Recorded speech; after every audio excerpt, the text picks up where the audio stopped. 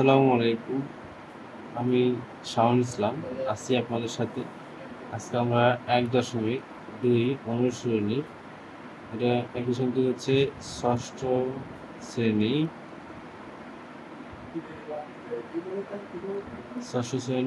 গণিত বিষয়।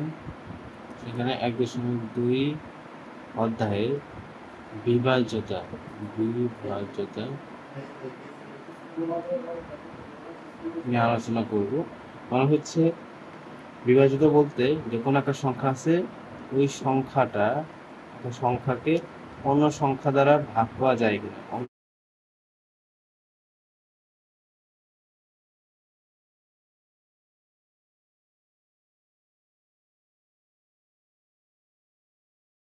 তাহলে আমরা প্রথমে দেখব যে ২ দ্বারা বিভাজ্য হওয়ার শর্তগুলো।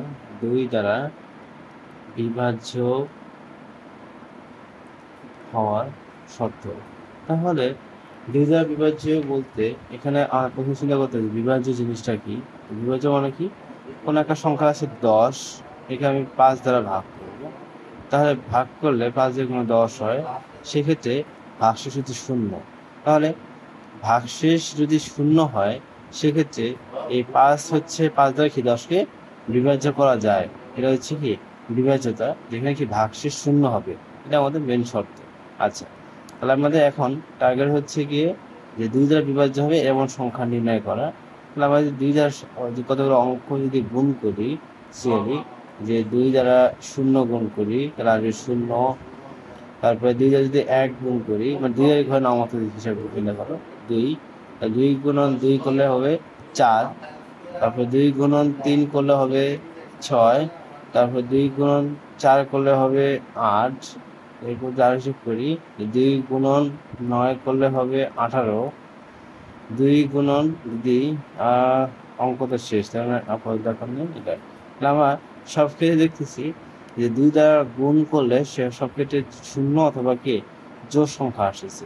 তাহলে কোনো অঙ্কের যদি একক স্থানে ৪ ২ ৮, আচ্ছা আমি তো ভুল করেছি, আন্তরিক দুঃখিত।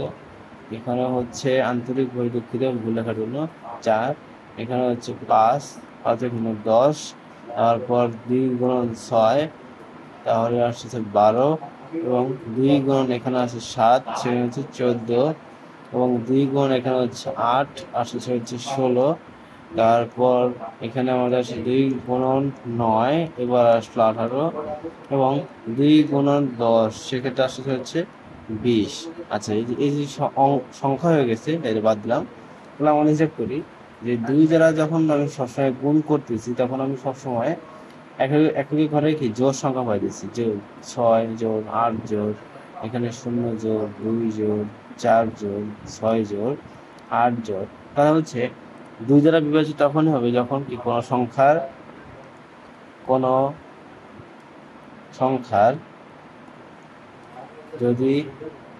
সংখ্যার যদি একক স্থানীয় অঙ্ক ০ হয় বা জোড় অঙ্ক হয়, জোড় সংখ্যা হলে ২ দ্বারা বিভাজ্য হবে। ২ দ্বারা বিভাজ্য হবে, বিভাজ্য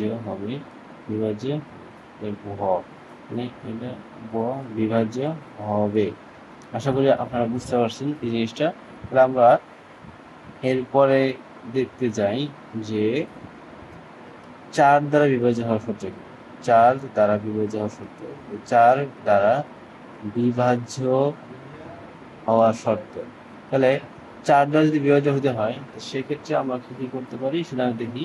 তাহলে আমরা আগে প্রথমে একটা সংখ্যা চিন্তা করি, এই সংখ্যাটা দিয়ে আমরা বুঝতে পারবো জিনিসটা। তাহলে আমাদের এখানে আমাদের বইয়ে একটা উদাহরণ দেওয়া আছে, সেটা হচ্ছে ৩ ৫ ১ ২। এই সংখ্যাটাকে আমরা যদি প্রথমে স্থানীয় মানে বিশ্লেষণ করি, কি স্থানীয় মানে বিশ্লেষণ করবো, তাহলে স্থানীয় মানে বিশ্লেষণ যদি করতে যাই, তাহলে আমি পাবো হচ্ছে এককের ঘরে ২, দশকের ঘরে ১০, প্লাস শতকের ঘরে ৫০০, এবং যোগ, আর এটা হাজারের ঘরে আছে, এটা একক দশক শতক হাজার, হাজার আসে হচ্ছে 3000। তাহলে এখন আমরা এখানে বুঝতে পারতেছি যে 4 দ্বারা ভাগ করি, 4 দ্বারা যদি ভাগ করি রেখে, তাহলে এটা অবশ্যই বিভাজ্য হবে, এটাও বিভাজ্য হবে, কিন্তু 10 বিভাজ্য হবে না। কিন্তু আমি যখন দশক এবং একক এই দুটো অঙ্ক মিলে আনবো, তাহলে আসবো কত? 12 আসবে। আর 12কে যদি 4 দ্বারা ভাগ করি, সেক্ষেত্রে 3 হয়, 12 হচ্ছে তাতে বিভাজ্য। অর্থাৎ বোঝা যাচ্ছে যে এখানে একক আর দশকের অঙ্কটা খুবই গুরুত্বপূর্ণ। কি যে একক এবং দশকের সংখ্যা মিলে যদি কি হয়, 4 দ্বারা বিভাজ্য হয়, সেক্ষেত্রে পুরো অঙ্কটাই 4 দ্বারা বিভাজ্য হওয়ার ক্ষমতা রাখে।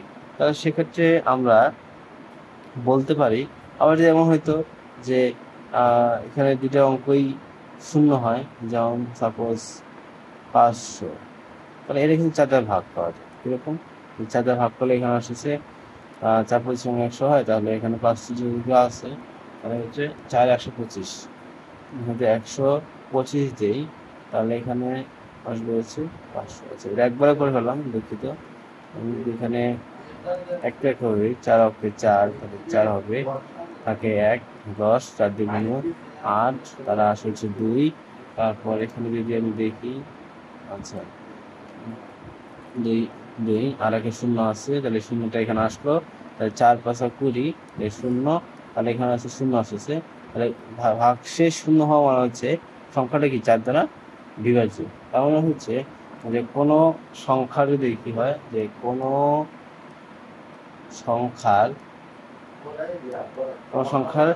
একক ও দশকের স্থানে অঙ্ক যদি যারা গণিত সংখ্যা দিতে হয়, তাহলে কি করে? যে কোনো সংখ্যার একক ও দশক স্থানের স্থানের অঙ্ক দুটি দ্বারা গঠিত সংখ্যা 4 দ্বারা বিভাজ্য হয়। 4 দ্বারা বিভাজ্য হলে প্রদত্ত সংখ্যাটা তাদের বিভাজ্য। প্রদত্ত সংখ্যাটি 4 দ্বারা বিভাজ্য হবে। এখন আরেকটা জিনিস খেয়াল করলাম আমরা, যে যদি হবে, আরেকটা জিনিস কি খেয়াল করলাম, যে একক ও দশকের স্থানে শূন্য থাকলে, দেখি শূন্য থাকলেও কি হবে? 4 দ্বারা বিভাজ্য হবে, 4 দ্বারা বিভাজ্য হবে। আশা করি সাথে বুঝতে পারছেন। যেখানে মেন দরকার কি, একক স্থান এবং দশক স্থান, এবং এই একক দশক মিলে যদি কি হয়, 4 দ্বারা বিভাজ্য করা যায়, সেক্ষেত্রে আমরা কি পাবো? 4 দ্বারা বিভাজ্য পুরো সংখ্যাটাকেই পাবো, সংখ্যাটি এখান থেকে যদি একক দশক পাই, 4টা ভাগ হয়, তাহলে পুরো সংখ্যাটা কি 4 দ্বারা বিভাজ্য হবে। আচ্ছা, এবার আসি আমরা 5 দ্বারা বিভাজ্য সংখ্যা। তাহলে 5 দ্বারা বিভাজ্য সংখ্যা কেন পাবো? 5 দ্বারা বিভাজ্য যদি সংখ্যা বের করতে যাই, তাহলে আমাদের কি কি শর্ত উল্লেখ করতে হবে সেটা আমরা চিন্তা করি। 2 এর ঘরের মধ্যে আমরা চিন্তা করি প্রথমে, যে 5 গুণন 0 করলে আসা হচ্ছে 0, 5 গুণন 1 করলে আসা হচ্ছে 5, এবং 5 দ্বারা 2 গুণ করলে আসা হচ্ছে 10, এবং 5 দ্বারা 3 গুণ করি তাহলে আসা হচ্ছে কি 15, 3×15, 5 গুণন 4, 4×20, এবং হচ্ছে 5, এখানে দেখুন একটা জিনিস, এই 0 আর 5 কিন্তু একই ঘরে বারবার রিপিট হচ্ছে। 5 দ্বারা যদি 5 গুণ করি তাহলে কি হবে? 25, এবং 5 দ্বারা যদি 6 গুণ করি তাহলে হচ্ছে কি 30, 5 দ্বারা 7 গুণ করলে হচ্ছে 35, 5 আর 7 গুণ করলে 5, এবং 8 গুণ করলে আসছে হচ্ছে 40। আমি বামে লিখি, তাহলে আসছে কি 5 গুণ 9 করলে আসে হচ্ছে 45, এবং 5 দ্বারা যদি 10 গুণ করি তাহলে আসছে 50। আশা করি আপনারা এখন মতো অনেক কিছু বুঝতে পারছেন। সেটা হচ্ছে যে এখানে আমরা যখন সংখ্যাগুলো 5 দ্বারা গুণ করতেছি, তখন এককে ঘরগুলোতে 0 আর 5 বারবার রিপিট হচ্ছে, একটু খেয়াল করেন, 0 বা 5, তাহলে কি যে কোনো সংখ্যার এককের স্থানে 0 বা 5 থাকলে সংখ্যাটি 5 দ্বারা বিভাজ্য হবে।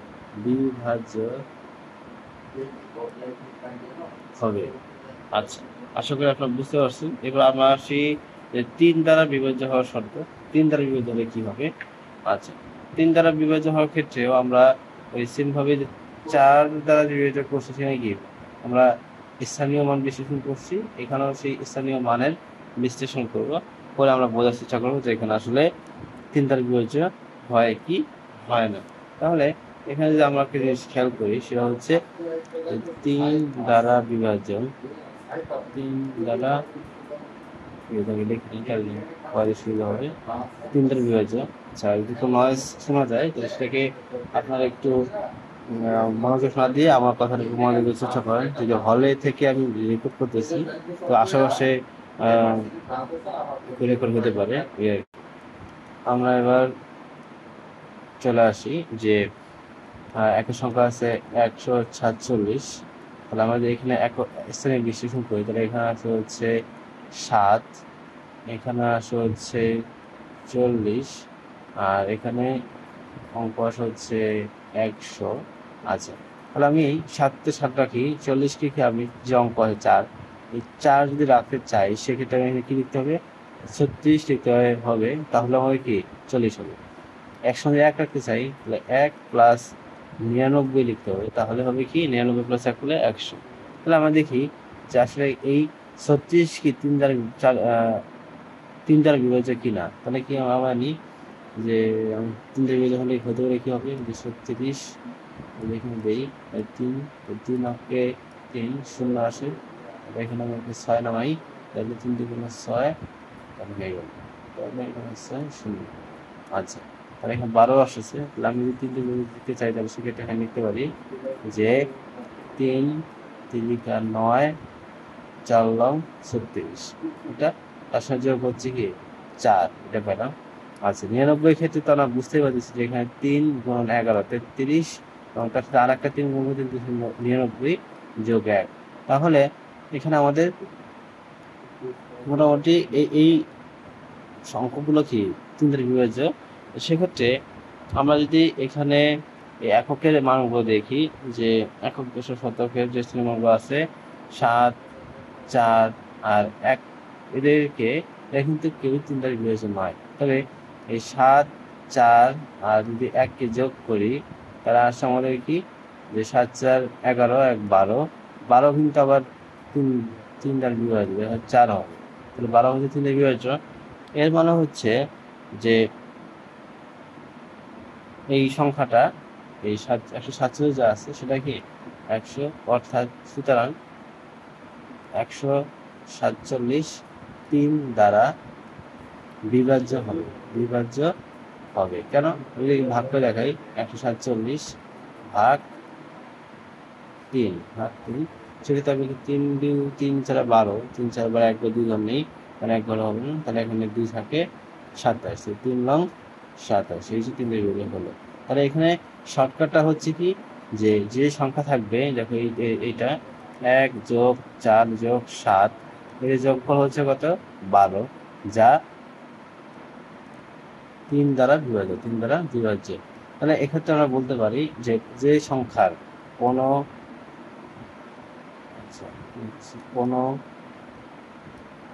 সংখ্যার অঙ্কগুলোর সমষ্টি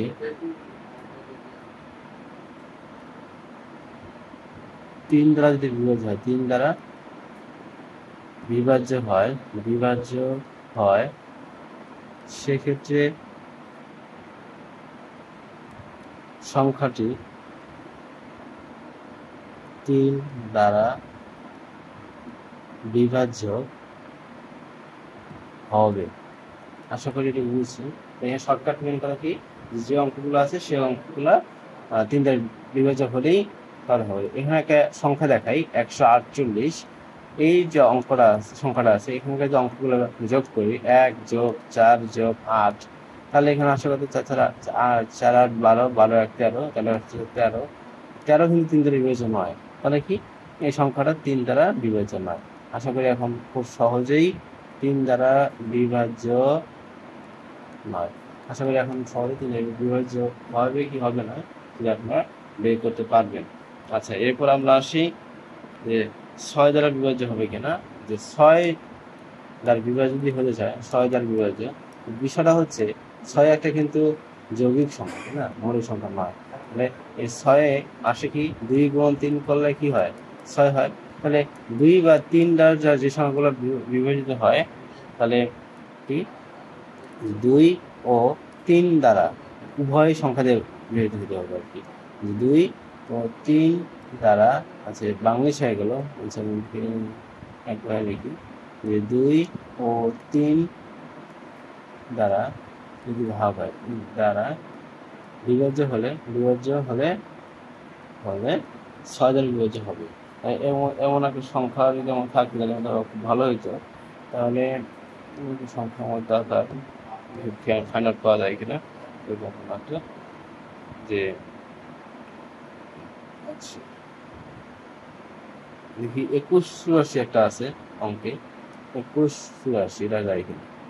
সেক্ষেত্রে এই শেষে যে সংখ্যা আছে 2 দ্বারা ভাগ হবে এবং 3 দ্বারা ভাগ হবে কিনা সে দেখি। তাহলে যোগ করলে 3, 3 আর 8 11, 11 আছে 15, তাহলে 15 আসে যোগফল, তাহলে 3 দ্বারা বিভাজ্য হবে। তাহলে আমরা এটাকে ভাগ করে দিতে পারি, এটা বিশেষ বিভাজ্য হবে। তাহলে হচ্ছে কি যে এই অঙ্কটা সর্বশেষ একক ঘরে আছে 4, যা জোড় সংখ্যা। জোড় হওয়ার কারণে জোড় সংখ্যা, সেই কারণে কি 2 দ্বারা বিভাজ্য, 2 দ্বারা বিভাজ্য হবে। এবং এই অঙ্কগুলোর যোগফল লিখি আমরা, তাহলে আসে কত 2 যোগ 1 যোগ 8 যোগ 4, তাহলে এখানে পাবো হচ্ছে 3 8 11, 11 4 15, 15 কি 3 দ্বারা বিভাজ্য হবে, 3 দ্বারা বিভাজ্য।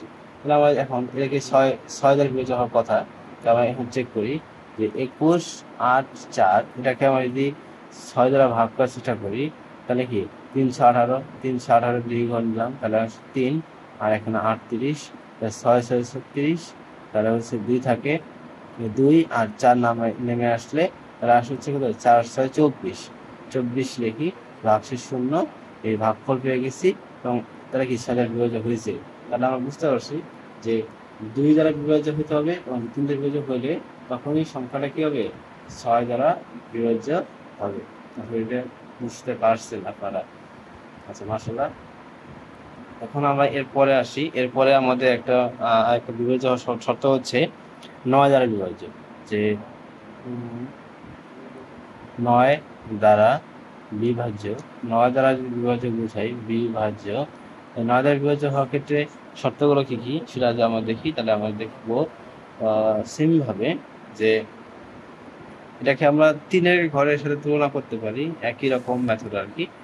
সেটা হচ্ছে একটা সংখ্যা 378, একটা সংখ্যা দেওয়া আছে এখানে। আমরা প্রথমে থেকে 8, তারপর এটা হচ্ছে দশমিক ঘরে 70, এটা হচ্ছে কি এটা আমরা করতেছি হচ্ছে স্থানীয় মানের বিশ্লেষণ। স্থানীয় মানের বিশ্লেষণ 3 দ্বারা বিভাজ্য হওয়ার যে নিয়ম ছিল একই রকম। 3কে দেখে কত হবে 300, তাহলে এখানে 8 তো ভাঙা যায় না, তা 70কে আমরা 7 রেখে 63 প্লাস 7 লিখতে পারি এবং 300কে 3 রেখে 297 লিখতে পারি, তাহলে 8। আচ্ছা, সেক্ষেত্রে এটা কি 7 লং 63, তাহলে আমরা এখানে লিখতে পারি যে 7 গুণন 9, এটা হলে 63 হয়ে যাবে প্লাস 7 হবে। আর 297 যদি চিন্তা করি তাহলে হচ্ছে কি 3 লং 27, 2 থাকে 27, তাহলে হচ্ছে 33 গুণ 9 হলে হতে পারে। তাহলে আমি দেই যে আসলে চেক করি আগে 33 গুণন 9, 3 লং 27, 7 থেকে 2, 3 লং 27 2 29, হ্যাঁ হয়েছে। তাহলে এখানে লিখতে পারি যে 33 গুণন 9 আর প্লাস 3। সেক্ষেত্রে আমরা দেখতে পাচ্ছি যে এই সংখ্যাটা 9 দ্বারা বিভাজ্য, এই সংখ্যাটা 9 দ্বারা বিভাজ্য। সমস্যা হচ্ছে কোথায় 8 7 3 যদি যোগ করি যে 8 যোগ 7 যোগ 3, সেক্ষেত্রে হবে কত? 18। 18 কিন্তু 9 দ্বারা ভাগ করলে বিভাজ্য হবে, 9 দ্বারা বিভাজ্য হবে। তাহলে এখানেও সেম কথা, যে একক কোনো সংখ্যার একক, দুঃখিত, কোন সংখ্যার ব্যবহৃত অঙ্ক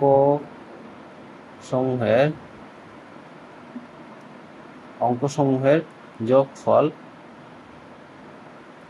9 দ্বারা বিভাজ্য হলে সংখ্যাটি 9 দ্বারা বিভাজিত হবে। আচ্ছা, এটা হচ্ছে কি আমাদের 9 দ্বারা বিভাজিত হওয়ার শর্ত বা নিয়ম। আচ্ছা, তাহলে এখন আমরা এখানে একটা উদাহরণ দেওয়া আছে, সেই উদাহরণটা কি আমরা এখন দেখে নিই। তাহলে আমরা এখন দেখব উদাহরণ 1। এটা আমাদের চ্যাপ্টারের শুরু হওয়ার সর্বপ্রথম ম্যাথ। তাহলে আমরা এখন দেখি যে এখানে আছে জারিফ জাওয়াদকে এক অঙ্কের 6টি সংখ্যা লিখতে বলা হলো। এক অঙ্কের 6টি সংখ্যা সে লিখছে কত? 2 0 3 8 7 4, এই 6টা সংখ্যা লিখছে। জারিফ জাওয়াদকে 4 7 5 2 লিখে বলে এমন কিছু অঙ্ক যা চিহ্নিত চিহ্নে বসালে প্রতি ক্ষেত্রে গঠিত সংখ্যা 3 দ্বারা বিভাজ্য হয়। জাওয়াদের লেখার সংখ্যাগুলোর সাথে মৌলিক সংখ্যাগুলো আলাদা করে সংখ্যাগুলো মৌলিক সংখ্যা হওয়ার কারণ লিখো। আচ্ছা, মৌলিক সংখ্যা হওয়ার যে কারণ লিখতে হয়, তার জন্য আগে মৌলিক সংখ্যা বের করতে হবে। তাহলে আমরা যদি ক নম্বরটা করি, তাহলে ক নম্বরে বলা আছে হচ্ছে 2 0 3 8 7 ও 4। এখান থেকে মৌলিক সংখ্যা যেগুলো আছে লিখি। মৌলিক সংখ্যাগুলো হচ্ছে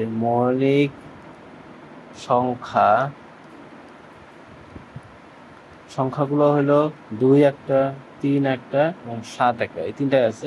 তাহলে আমরা এদের আগে গুণনীয়ক বের করার চেষ্টা করবো, যে ওরা কে গুণনীয়ক আছে। 2 এর যদি দেখি তাহলে 1 গুণন 2 বাদে আর কোনো সংখ্যা নাই।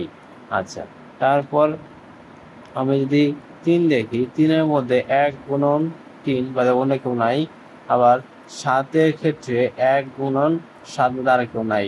সেক্ষেত্রে আমরা বলতে পারি যে এই 2 এবং 3 এবং 7 এই তিনটি অঙ্কের গুণনীয়ক 1 এবং ওই অঙ্ক ব্যতীত অন্য কোনো অঙ্ক নাই। এই জন্য 2 ও 3 মৌলিক সংখ্যা। এটা আমাদের ব্যাখ্যা। লিখে নিয়ে খাতায়, আমি মুখে বললাম, আসলে বুঝতে পারছো।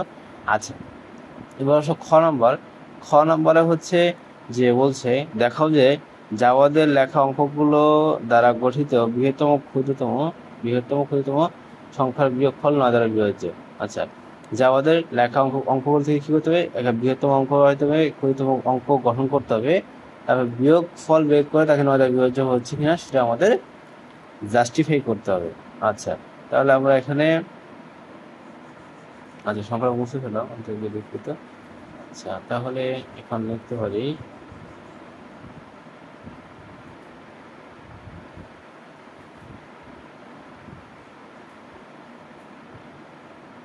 তাহলে এখানে সংখ্যাগুলো যে আছে আগে লিখে নিই।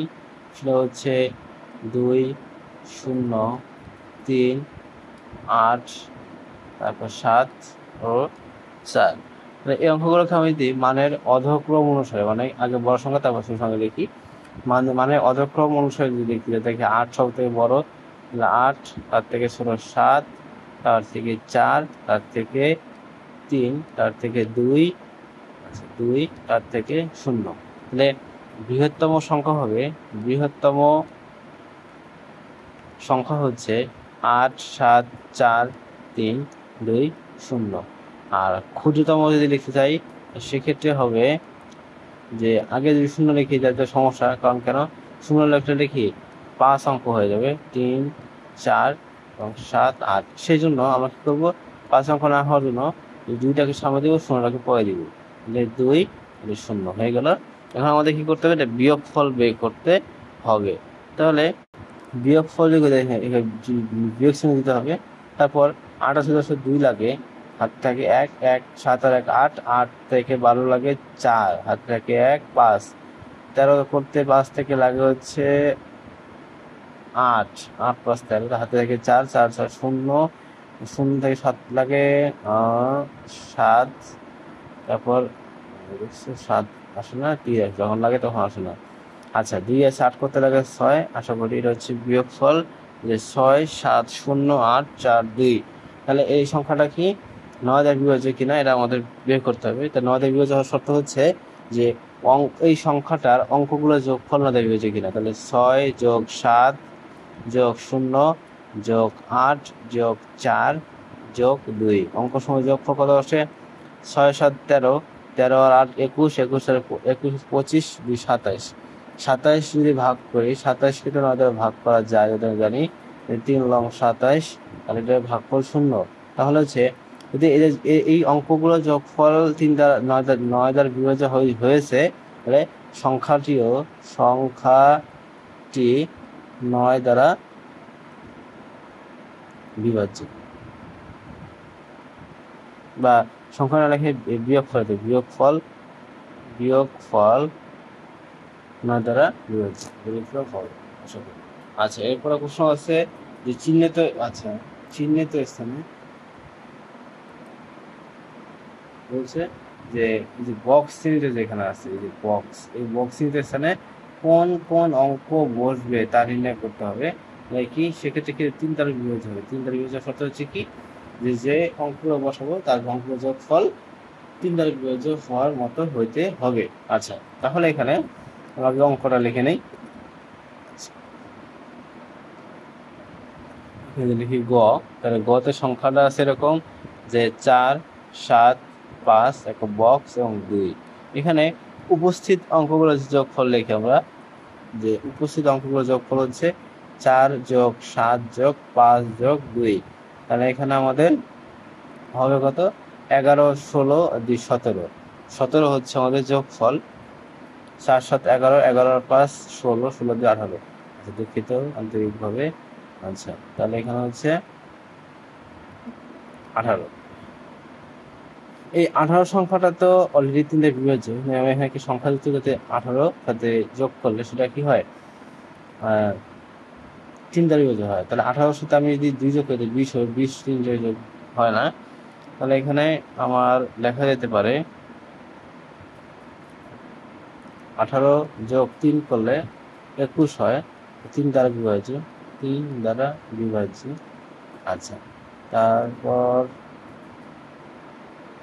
আবার 4 যোগ করলে হয় 22, 22 হবে না, 18 লিখে আগে, তারপর 5 লিখলে হয় 23, 6 লিখলে হবে 24, 6, তাহলে এখানে 24 3 দ্বারা বিভাজ্য, 3 দ্বারা বিভাজ্য, 3 লিখে দিই। তারপর 18 সাথে যদি 7 যোগ করি, 7 + 25, 8 লিখলে হয় 26, 9 লেখা যেতে পারে, 9 লিখলে হবে 27, 27 এর 3 দ্বারা বিভাজ্য, 3 দ্বারা বিভাজ্য। আশা করি আর একটাও যাওয়ার কথা না। তাহলে আমরা এখানে মোটামুটি পাইলাম হচ্ছে যে 3 6 এবং 9।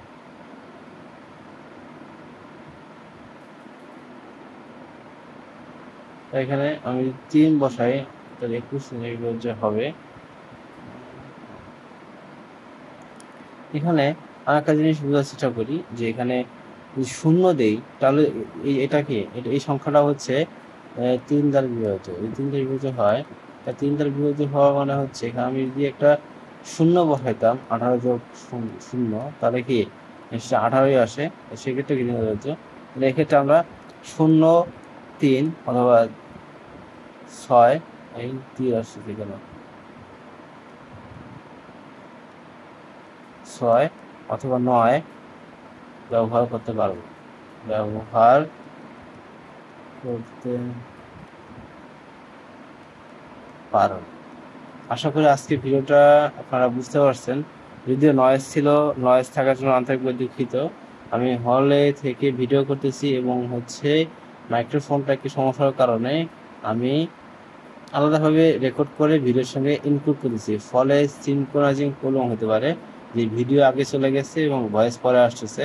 তো আন্তরিকভাবে ভিডিওটা দেখেই আপনারা ভিডিও করে দেখিয়েন, ভয়েস পরে মিলিয়ে নিন আশা করি। কারণ আমি এই লেখার সময় বোর্ডে, তখন আমি বেশিরভাগ লেখাই বোর্ডে লিখে দিই, তো এই ভয়েস পরে শুনলেও বোঝার কথা, তাহলে বিভাজ্য হবে। আজকের জন্য এইটুকুই।